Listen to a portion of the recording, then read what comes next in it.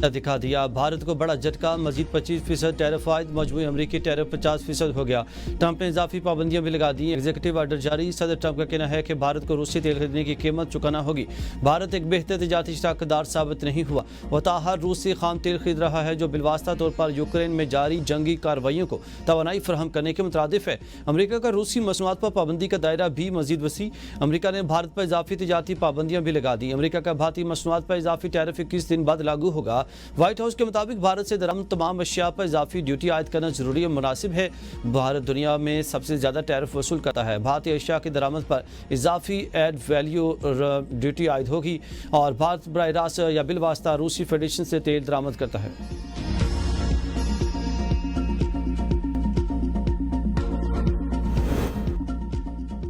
इजाफी tariff लगाने पर मोदी सरकार तिलमिला उठी। अपोजिशन की भी कड़ी तनकीद। भारतीय वजारत खारजा के तर्जुमान जयसवाल ने अपने रद्द-ए-अमल में कहा, इजाफी टैरिफ का अमरीकी इकदाम बेहद अफसोसनाक है। ये इकदामात नाइंसाफी पर मबनी, बिला जवाज और गैर मुनसिफाना है। भारत अपने कौमी मफादात के तहफ़्फ़ुज़ के लिए तमाम ज़रूरी इकदाम करेगा। हम इन मामलात पर अपना मौक़िफ़ वाज़ेह कर चुके हैं। अपोजिशन पार्टी कांग्रेस के रहनुमा राहुल गांधी का कहना है कि ट्रंप मुसलसल भारत के खिलाफ इकदाम कर रहे हैं। मोदी ट्रंप का नाम तक नहीं लेते। मोदी हिम्मत करें, ट्रंप को जवाब दें। नरेंद्र मोदी एक कमजोर वज़ीर-ए-आज़म है। कमजोर वज़ीर-ए-आज़म मुल्क के लिए खतरनाक है। इनके हाथ बंधे हैं क्योंकि वो अडानी के दोस्त हैं। अमेरिका में अडानी के खिलाफ तहकीकात चल रही हैं। अडानी कमजोर वज़ीर-ए-आज़म की कमजोरी है। मोदी डरपोक है, इनमें हौसला नहीं।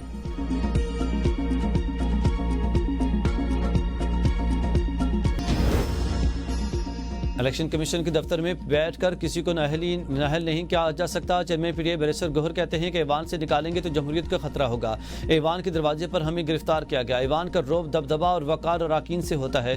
मुल्क भर के 170 अजला की हर तहसील और हर यूनियन काउंसिल में भरपूर एहतजाज हुआ।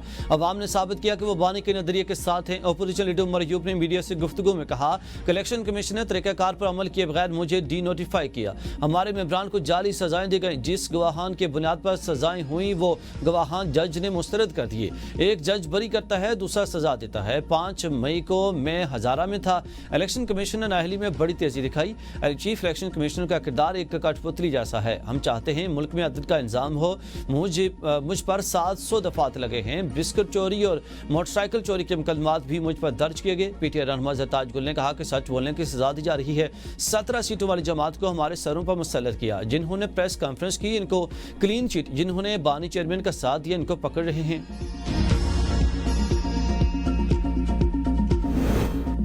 अपोजिशन लीडरों की नाअहली। पीटीआई रहनुमा उमर अयूब और शिबली फराज को बुरी रिलीफ मिल गया। पेशावर हाई कोर्ट ने इलेक्शन कमीशन को दरखास्त गुजारों के खिलाफ मजीद कार्रवाई से रोक दिया। अदालती हुक्म में कहा गया कि इलेक्शन कमीशन 5 अगस्त के नोटिफिकेशन पर मजीद कार्रवाई न करे। इलेक्शन कमीशन और दीगर फरीकैन को नोटिस जारी। अदालत ने समात 20 अगस्त तक मुलतवी कर दी। ज़रताज गुल और शिबली फराज को 11 अगस्त तक हिफाजती जमानत मिल गई। पेशावर हाई कोर्ट ने हिफाजती जमानत पर फैसला सुना दिया। अदालत की दोनों को 11 अगस्त तक मुतल्लिका हाई कोर्ट में पेश होकर अपील दायर करने की हिदायत। दहशतगर्दी अदालत फैसलाबाद ने गुज़िश्ता हफ्ते 9 मई केस में ज़रताज गुल और शिबली फराज को कैद की सजा सुनाई थी। पीटीआई के अपने मेंबर्स एमएनएस बानी पीटीआई के साथ नहीं खड़ा होना चाहते। वज़ीर मुमलिकत बराए दाखिला तलाल चौधरी के एबीएन न्यूज़ से गुफ्तगू। कहा, पीटीआई अरकान ने अगर अडियाला जाना था तो असम्बली क्यों आए थे? सीधे अडियाला ही चले जाते। अगर कामयाब एहतजाज है तो नाकाम क्या होगा? पीटीआई का नाकाम एहतजाज था। वो अंदर से बानी पीटीआई की सियासत से इत्तेफाक नहीं करते। पीटीआई के अरकान मजबूर हैं। उन्हें पता है वो सियासी तौर पर इन फैसलों के साथ नहीं चल सकते जो बानी पीटीआई करते हैं। ट्रैकिंग नंबर दें, 24 घंटों में बानी पीटीआई के बेटों को वीज़ा मिलेगा।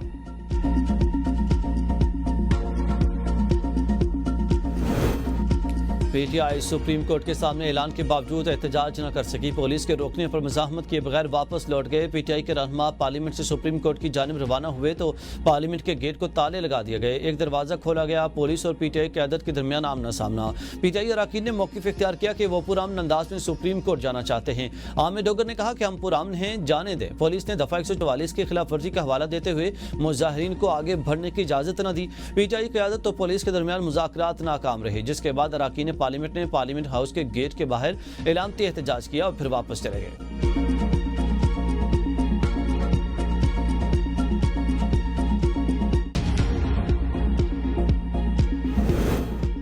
जिन्हें नाअहल किया गया है वो अपील दायर करें। वज़ीर कानून का मशवरा। कौमी असम्बली में इजलास में इजहार ख्याल करते हुए आज़म नज़ीर तारड़ ने कहा कि जो मुकदमात अदालतों में गए इसके एतराज़ात अदालत में ही उठाए जा सकते हैं। जो बातें यहाँ की गई हैं यह मुतालिका फोरम नहीं।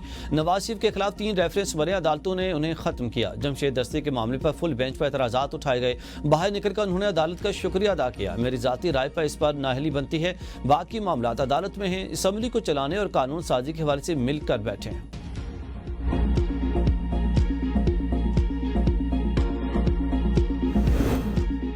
एहतजाज आखिरी नहीं था, ये सिलसिला जारी रहेगा। सुलेमान अकरम राजा की मीडिया से गुफ्तगू। कहा कि एहतजाज में लोग क्यों नहीं पहुंचे, पार्टी में और बानी से इस बार बात करूंगा। एहतजाज में शामिल न होने की अगर कोई माकूल वजह नहीं तो इसका जवाब देना पड़ेगा। कल के एहतजाज बारे मैंने कहा था कि यह सूबाई और मकामी सतह का होगा। मैं समझता हूँ कि कल का दिन बड़ी हद तक कामयाब रहा। अलीमा खान ने कहा कि बानी पीटीआई ने एहतजाज के लिए 14 अगस्त की नई तारीख दे दी है। हमें कल अडियाला जेल आने से रोका गया। अरकान असम्बली कल नहीं आए तो कोई बात नहीं, वो फिर आ जाएंगे।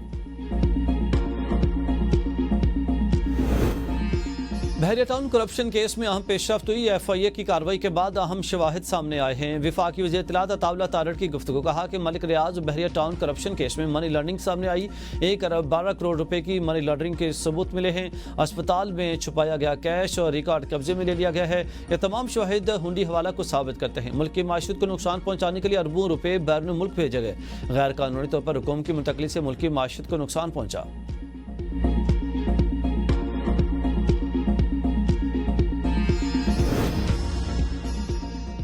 ऑनलाइन शॉपिंग महंगी पड़ेगी, 18% टैक्स लगेगा। FBI ने ऑनलाइन ऑर्डर्स पर नए सेल्स टैक्स कानून का नफाज कर दिया।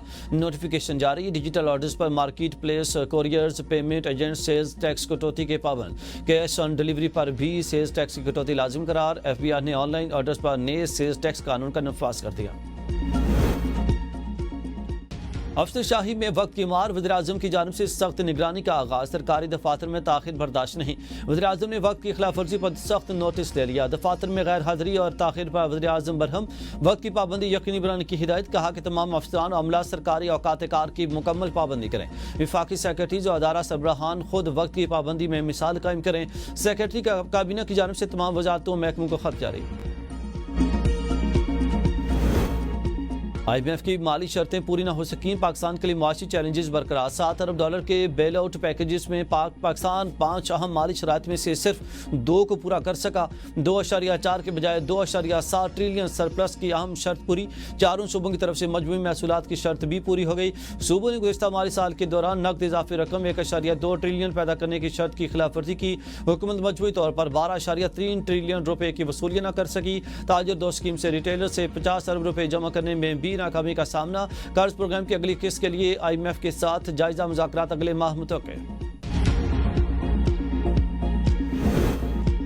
वतन अजीज़ के आधी से ज़्यादा ब्यूरोक्रेसी पुर्तगाल में प्रॉपर्टी के ले चुकी शहरियत लेने की तैयारी कर रही है। वज़ीर दफ़ा ख्वाजा आसिफ का एक्सपर्ट बयान। कहा कि ये नामी ग्रामी ब्यूरोक्रेट्स हैं, मगरमच्छ अरबों रुपए खा के आराम से रिटायरमेंट की ज़िंदगी गुजार रहे हैं। बुज़दार का एक करीब तरीन ब्यूरोक्रेट बेटियों की शादी पर 4 अरब की सलामी वसूल कर चुका है। अब आराम से रिटायरमेंट की ज़िंदगी गुजार रहा है। सियासतदान तो इनका बच्चा खुचा खाते हैं। इनके पास प्लॉट है ना गैर मुल्की शहरियत, क्योंकि इलेक्शन लड़ना होता है। सुप्रीम कोर्ट के फैसले से मखसूस नशिस्तों पर बहाल होने वाले 18 अरकान कौमी असम्बली तनख्वाहों के मुंतजिर। साल भर की तनख्वाहें एक साथ मिलने का इम्कान। पुरानी तनख्वाहें देनी है या नहीं, कौमी असम्बली सेक्रेटरी ताहाल कोई हतमी फैसला न कर सका। फाइनेंस डिपार्टमेंट रहनुमाई का मुंतजिर। ज़राए के मुताबिक स्पीकर की मंजूरी के बाद रवान इजलास के दौरान फैसला मुतवक्किल है। जनवरी 2025 से MNA की तनख्वाह 7,30,000 हो चुकी। मंजूरी की सूरत में हर MNA को 58,71,000 रुपये बकाया जात मिलने का इम्कान है। 18 MNAs को अदायगी के लिए मजमूई तौर पर 10 करोड़ 56 लाख रुपये दरकार होंगे। बहाल होने वालों में 15 ख़वातीन मखसूस नशिस्तों पर मुंतखब हुई थी। 3 बहाल अरकान का ताल्लुक अक़लियती नशिस्तों से है।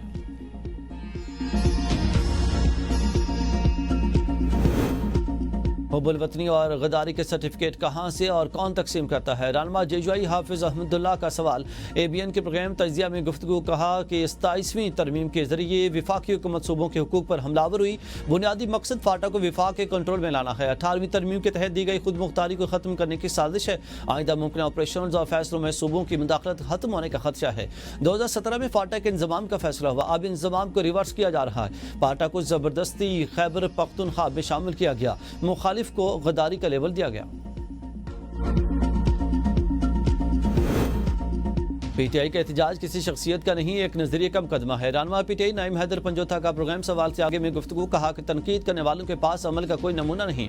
हमने जुल्म जबर के दौर में भी पान पीटीआई का साथ नहीं छोड़ा। साइड पर बैठकर बातें करने वाले मैदान के लोग नहीं होते। खैबर से कराची तक कारकुनान ने एहतजाजी हिकमत अमली के तहत आवाज उठाई। असम्बली में खड़े होकर झूठ बोलने से हकीकत नहीं बदलती। पीटीआई के सेनेटर हुमायूं अहमद ने प्रोग्राम तजिया में गुफ्तगू करते हुए कहा कि सियासी जदोजहद में सबको अपनी जिम्मेदारी पूरी करनी चाहिए। एहतजाज में कारकुनों के बजाय एमपीएज और एमएनए निकले। अवाम को घर से बाहर करके हकाइक जानने की तरगीब दी जा रही है।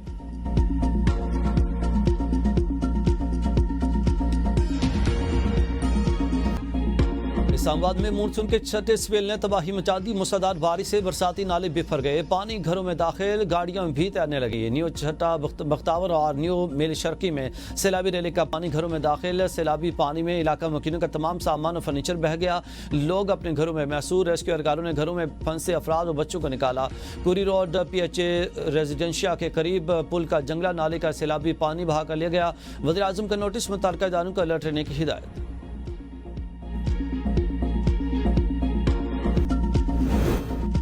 चेयरमैन वापडा की ज़ेर सदारत इजलास वापडा मनसूबों की रफ्तार तेज़ करने की हिदायत। कहा कि ज़ेर तामीर मनसूबों की तकमील और नीलम जहलम प्रोजेक्ट की बहाली में तेज़ी लाना पहली तरजीह है। सस्ती बिजली की बढ़ती ज़रूरियात पूरी करने के लिए नए मनसूबों पर जल्द तामीराती काम का आगाज़ भी नागुज़ीर है।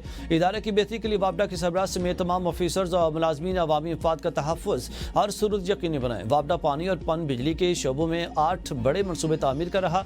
ज़ेर तामीर मनसूबे 2026 से 2030 तक मरहला वार मुकम्मल होंगे। मनसूबों की तकमील पर 9.7 मिलियन एकड़ फीट पानी जखीरा होगा। 9025 मेगावाट पन बिजली भी पैदा होगी।